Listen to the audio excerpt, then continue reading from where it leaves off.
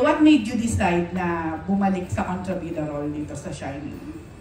I requested po sa aking team na mag-kontrabida po ulit ako because I miss playing a complex role and Joanna is really complicated. Sobra. Mabait naman po si Joanna, pero may mga ginagawa lang po talaga siya na hindi maganda. And Joanna's feisty. She's aggressive also. At ang hindi po maganda, isa sa mga hindi maganda na nagagawa ni Joanna, naging feisty and aggressive din po siya pagdating sa lola niya. So yun po siguro yung mali. Hindi po pala siguro, mali po talaga. So, last na, Kylene. May I make singit, Miss Rose? Ang gagaling ng mga kasama kong artista dito.